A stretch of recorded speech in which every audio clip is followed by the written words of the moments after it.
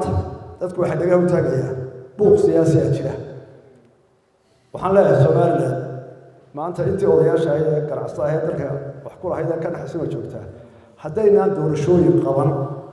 waqti ugu suurtagal gashan taladeenu way murgaysaa waa dhab istiiti kale waxaan u baahanahay doorashooyinkuna way daahir waxay u daahir waa tamar daraanteedna siyaasadeed marka hore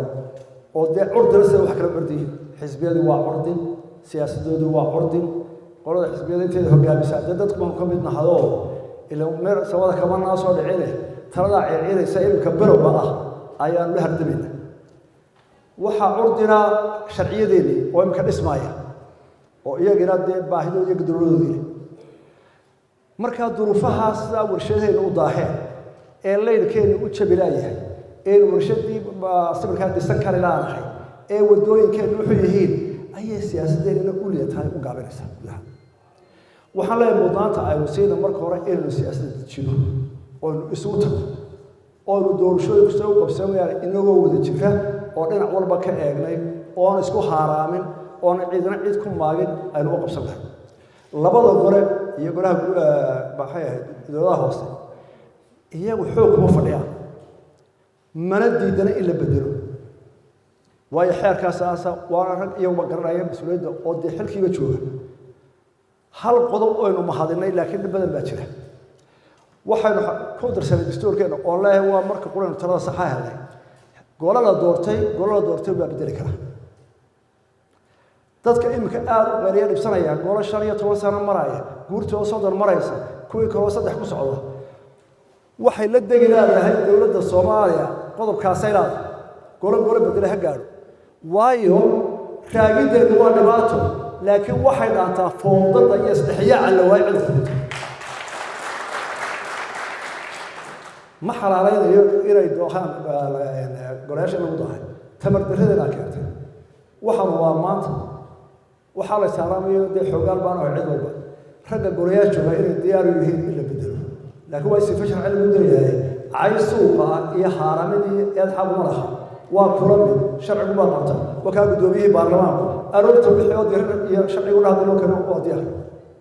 أنا ونسحب كبرت روى الحال لكن وحوي دي وإلى الوحي لقدنا ضمينا ونعرض ربنا doorashada saddex qodob hortaagan ka ugu muhiimsan waa dhaqaalaha waxaan leeyahay Soomaaliya haday doorashada dhaqaalaha bixin weydo oo cid kale ka bixiso wariga soconayso nin taladiisa ka bixiso qof taladiisa cid u maamusha hadee meel ma gaaro waa inuu bixin karaa wax badan ma aha dawlad ganacsato dadka ka shaqeeyo hawsha yareeya inagoo warga doorashada inaanay ahayn kursi doonaya ay tahay nolosheedii iyo maamulkeedii markaynu isugu tagno war aynu qabsan karnaayo oo sariyeena khilaafaadku waa wax la karo ka wareeya waa dhaqaalaha ay doortaagan ka commission kan imika taagan waa masala basiida waa wax la xalli karo waa inta la iska imanayo muxuu ku basiid yahay dadku marka ay wax isku qabtaan laba hal bay ku heshiiyaan maslax iyo xaagaan haddii xaagaan mas'ala sacuudana sharciga la raaca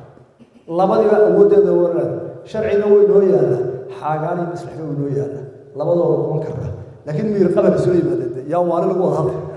miir qabal soo yimaada tasoo haday waa kuraasada baarlamaanka lagu fadhiyo in badan laga cabo oo la yiraahdo tabash iyana waa masala basiida war maanta masala yeela miyaynu karaynaa tan dib ma u dhiganaa tan hore ma u qaadnaa wax la gara waayo maaha waayirkii wuxuu sugaa sidaa darteed waxaan leeyahay Soomaaliland maanta qorshaha qura u yaala